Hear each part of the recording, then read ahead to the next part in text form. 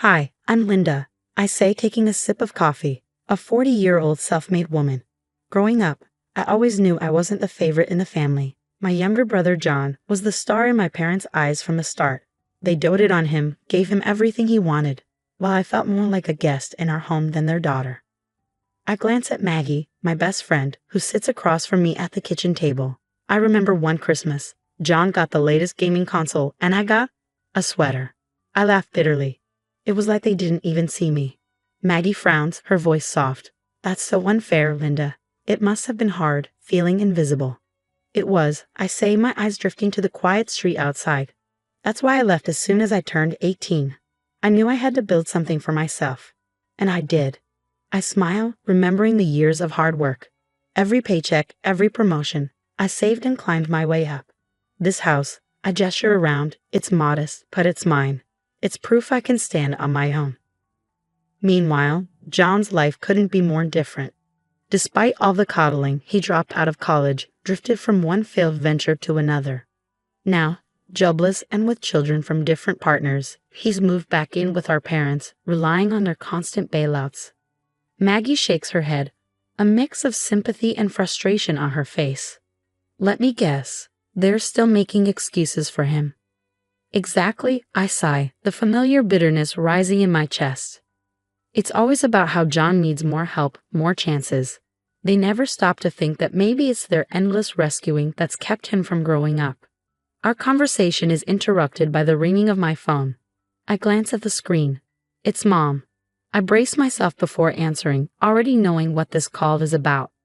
Linda, we need to talk about John. Mom begins, her voice tense. He's gotten himself into trouble with child support. He owes over $3,000, and if he doesn't pay, he could go to jail. And you're calling me because I ask, though I already know the answer. We need your help, Linda, she pleads. We've done everything we can, but we're out of options. I feel that old pang of resentment. So you want money. It's not just money, Mom counters, desperation creeping into her voice. It's your brother's freedom. I take a deep breath, the weight of years of being second best pressing down on me.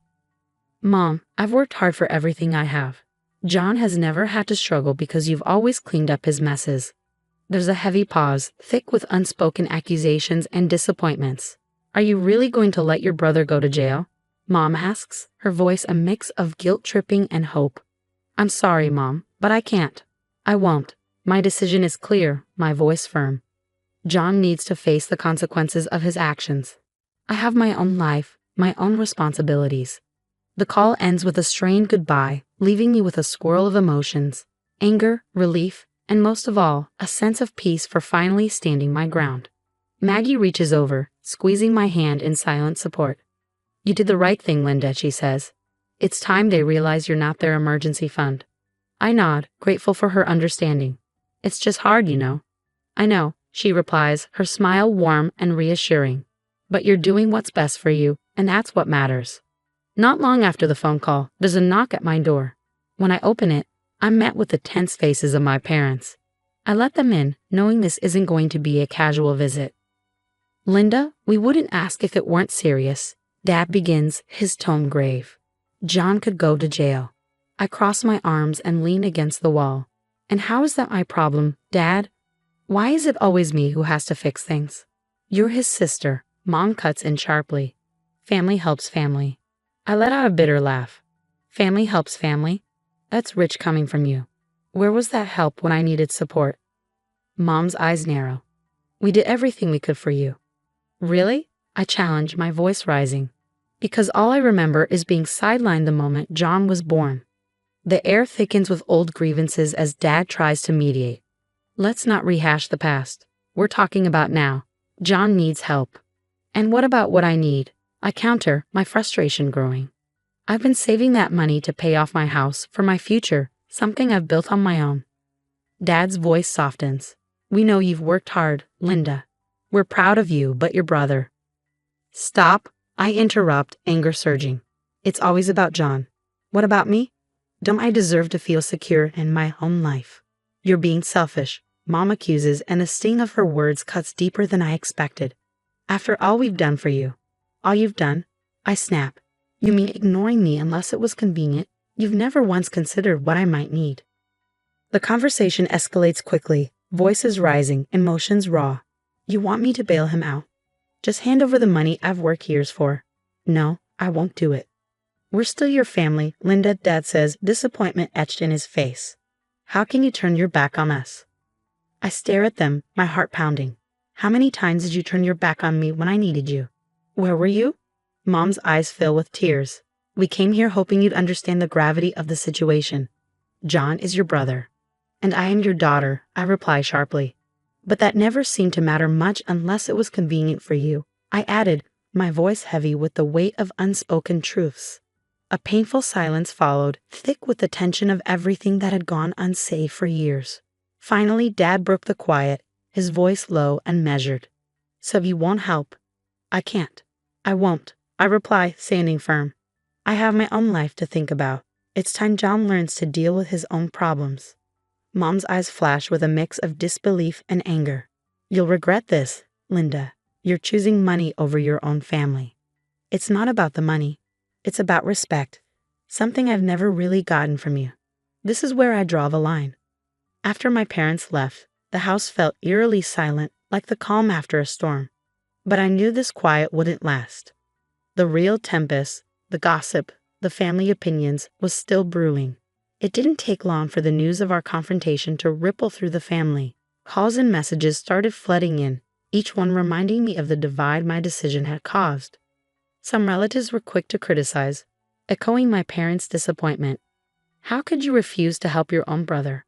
One aunt scolded over the phone, her words sharp and laced with judgment, meant to guilt me into reconsidering. But amid the disapproval, there were also voices of support. Maggie, ever steadfast, rallied our circle of friends. You did what was right for you, Linda. Don't let anyone make you doubt that, she reassured me during one of our late-night chats. Then there was my cousin Lucas, a distant relative who had always seemed to understand the family dynamics better than most. One evening, I received a text from him. I heard what happened. It's about time someone stood up to them. His support was unexpected, but welcome.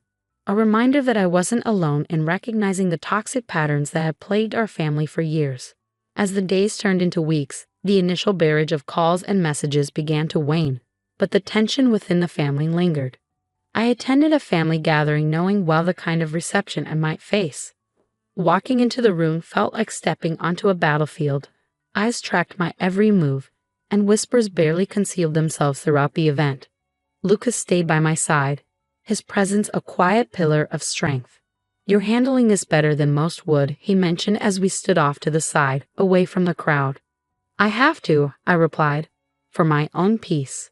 In the weeks following the family gathering, I focused on building a healthier, more balanced life. I knew that maintaining the boundaries I had set with my family would be crucial, not just for my peace of mind, but for my own growth. I started therapy, a decision sparked by the resurfacing feelings of guilt and abandonment after the confrontation with my parents. Sitting in a therapist's office, I opened up about my childhood, the favoritism, the neglect, and how it had shaped my relationships. It sounds like you've always been the responsible one, the one who had to take care of herself, my therapist noted, her voice gentle but probing. That's exactly it, I said, the realization dawning on me. And when I finally said no, it felt like I was breaking some unspoken family rule. We often internalize these roles, she explained, but breaking free from them can lead to significant personal growth. Her words were empowering, helping me understand that my worth wasn't tied to how much I sacrificed for others, especially when those sacrifices were never reciprocated. Meanwhile, John's situation worsened. Without my financial help, my parents, desperate to protect him from the consequences of their lifelong enabling, scrambled for alternatives. They tried setting up fundraisers, reached out to distant relatives, and even considered taking out loans. I heard about their struggles through Lucas, who kept in touch regularly. They're really doing everything they can to avoid letting John face the real consequences, he said during one of our calls.